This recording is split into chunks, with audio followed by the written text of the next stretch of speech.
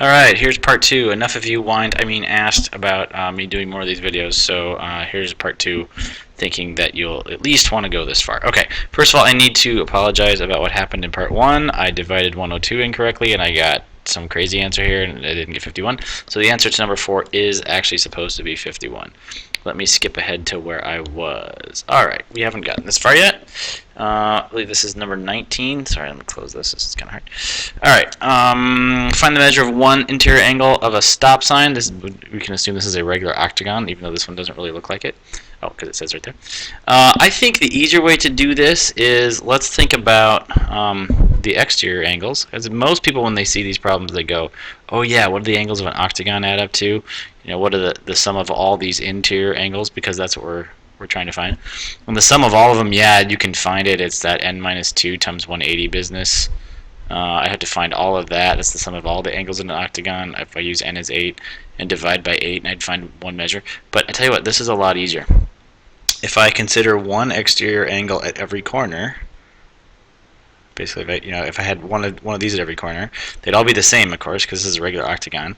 These exterior angles, no matter how many sides there is, the exterior angles have to add up to 360, and they're all the same. So I can just take 360 divided by 8. I find one of these exterior measures here. This is 45, and that's not what I'm looking for. That's this measure here.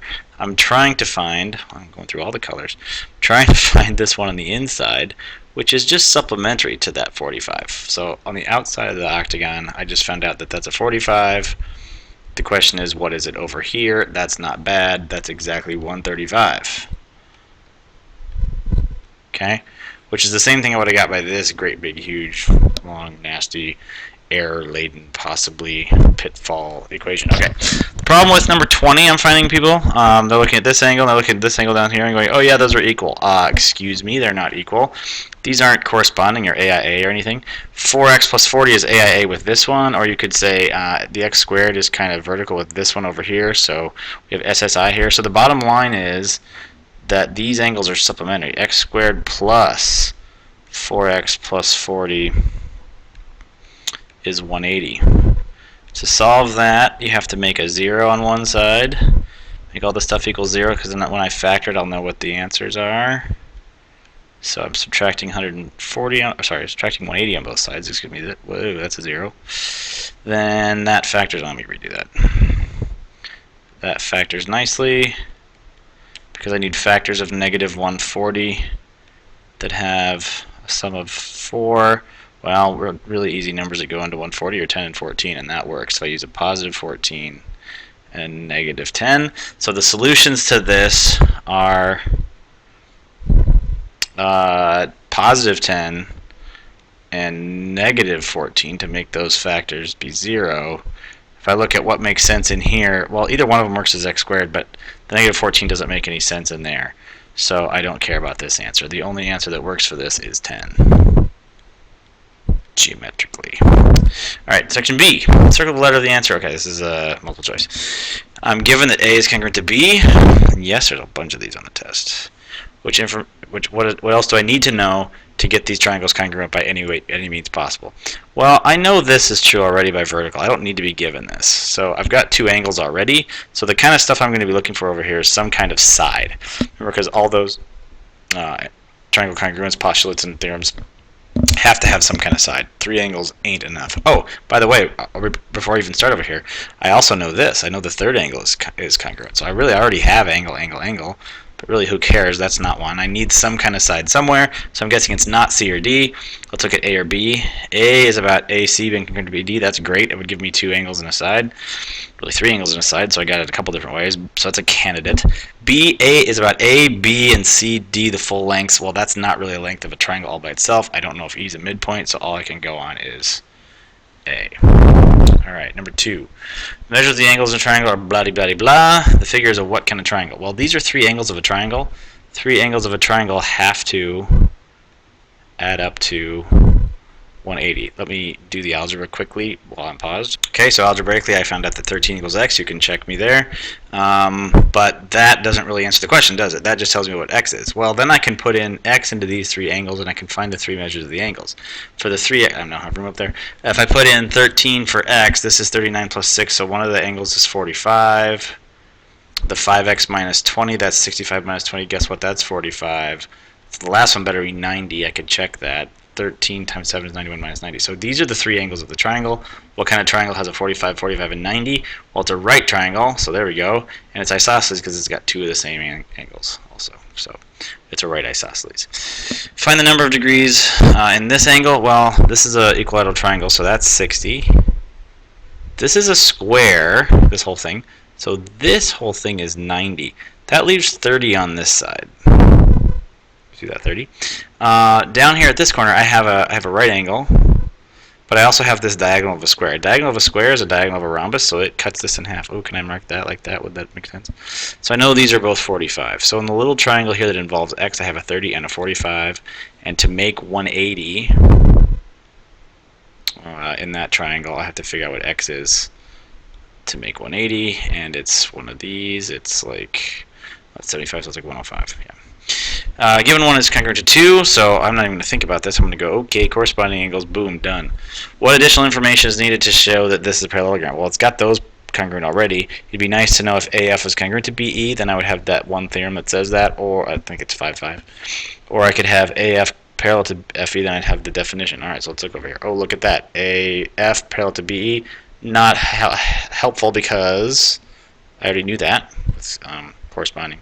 2 and 3 is good because that would give me AIA and would give me these two 2 and 3, if that's true, are AIAs here. So that gives me this parallel to this. Lets me complete the definition. I'm in good shape. AB congruent to FE. Those are the wrong ones congruent. Now, of course, you have to ignore this double arrow here. That would just give me isosceles trapezoid potentially, so that's not enough to prove parallelogramness. 1 and 3 are supplementary. Those are opposite angles of the thing. I don't want them to be supplementary. I want them to be congruent, so that's not helpful. Number 5. If BD is a bisector of ABC, okay, so that is congruent to that. Be careful. EBC is congruent to FBD. How about new colors? EBC, which is this much, is congruent to this much, which kind of tells me by subtracting some angles that, if I want to go a little farther on that, I would know that this little thing here has to be the same as this little thing here now, from that second statement. And then DBC is 52. Let's go back to red. DBC, okay, that's right in here. That's just 52. Great. And EBD is 16. Well, I already said that was the same as this, so we're this far. Great. Now BD was a bisector of ABC. This side's 52. This side better be 52. So 52 minus 16 is what's left over in here, which is 36. Yeah. So then ABF, the whole shoot and match here. Well, it's 52 plus 50. I didn't really need the 36. I knew that was 52, and that was 52 first. That's 104. So that's 120 altogether. All seniors are mature students. I think these kind of questions, it's easier to change this into an if-then. So all seniors are mature students is saying if you're a senior, then you're mature. Think about that. That's not the same as saying if you're mature, then you're a senior. This is if senior. Then I'm just rewriting this given statement here. Then mature. It's really hard to write fast with this thing. Okay. If you're a senior, then you're mature, is what that means. Which one is the same? Means the same thing as that. All mature students are seniors. Now that's really the converse. That's kind of like if you're mature, then you're a senior. There could be more mature students here that are not seniors. So A is not necessarily implied by what's here. If Festus is a mature student, then he's a senior. That kind of means the same thing as A. So that's no good. If Festus is not mature, then he's not a senior. Now that to me sounds like the contrapositive of this. If you're not mature, then you're not a senior. That's a pretty good candidate. And all sophomores are not mature students. Sophomores isn't really a negation of seniors. It's not the same as saying not senior, first of all. So this is already kind of wacky. And not mature, if let's say the better way to say, I mean, this would be a major repair.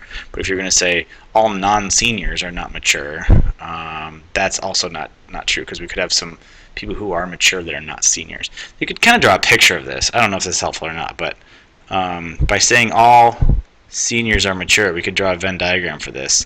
The set of all seniors resides within the set of all of those who are mature. We're just basically saying that since all the seniors are mature, that this is sort of the inclusion. It doesn't mean there's not people out here that are mature that are not seniors. And then we're talking about Festus here. Well, all mature students are seniors, not necessarily implied by this. If Festus is mature, then he's a senior. No, he could be out here. If Festus is not mature, okay, then he's outside this whole thing. He's out here somewhere for Part C. The Part C case is out here. Then he's not a senior. That has to be true. Notice if he's out here, there's no way he can be in there, because if he were in here, he would be mature. Okay, and the sophomore, I have no idea where the sophomores are in this picture. I have my own ideas about where the sophomores are in this picture, but they're not talked about here, so I can't apply that. Okay, same thing here. Let's talk about these exterior angles because they're just so darn helpful. People forget about them. If I know all these have to be the same, well, that and they're all 162 labeled, but all these angles coming off here, these are all 18. I know a regular, or any polygon, if you add up all those exteriors, you're going to get 360. So 360 is some number of those. Or I can just say, okay, each one of them is 18. How many do I need of them to get 360? And I would need 20 of them. That's a really fast way to do that. The long way to do this is go, okay, 162 equals, where is it? It's back here. 162 equals this nasty equation. Can you see that on top of the stop sign? 162 equals this. It's got two n's in it. You solve it for n. Oh my gosh, it would take forever. Okay. Yeah, the sum of the interior angles here is 162 times the number of sides, and that also equals, yeah, you could do it this way, 162 times the number of sides. That's one way to write all the degrees inside. The other way to write all the degrees inside is n minus, whoa, big parentheses here, n minus 2 times 180. Solve this for n. Have fun. I'll see you later. I'm already done. It's 20. Okay. The converse of not P implies Q. Okay, again, I want to change this into an if-then statement. Let's say here the original is, this thing I was given here is not P implies Q. That's if not P. This is unnecessarily complicated. Sorry. But, you know, this was an actual test from 2010, so it couldn't be that easy. Then Q. That's the original. I want something that's equivalent to the converse.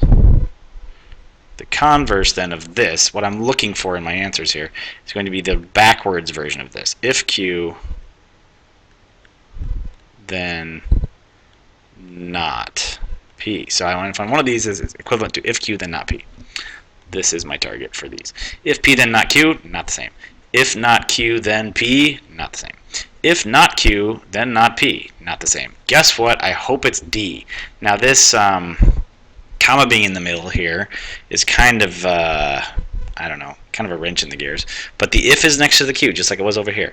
This can be read if Q, then not P, and that's exactly what I have over here. So luckily it's not confusable with anything else, but yes, in fact, it is equivalent to this. The one that always gets me is the only if. Study up on the only if. The only if would drive me nuts. But it's not in this one, so I don't have to talk about it, so I won't. Okay, AC is perpendicular to BC. Mark the figure, mark the figure, mark the figure. AE is congruent to DB. Okay, that's kind of hard. Since I have a different color here, I can show this whole red thing is congruent to this whole red thing. That's not bad. And angle A must be that one. It's congruent to that angle there. I think this one's easier to draw separate. I have a triangle that looks like this. And all that's marked. Congruent to triangle that looks like this. And all that's marked. So what do I have congruent between the two triangles? Well, I know people are thinking HL because there's a right angle there, but look, there's only one side marked. Remember, HL, you need not only the right angle, but two sides. There's only one side in this list, so we're looking at two angles. Really, this is an angle, this is a side, this is an angle. So it's either angle, angle, side, or angle, side, angle. The only one in the choices, of course, is that, but yes, in fact, that's true. Okay, I have a minute left of this. I don't know if I can get through another one. Actually, yeah, this is a proof. I'm not going to keep going. This is where we will start for part 3. Enjoy.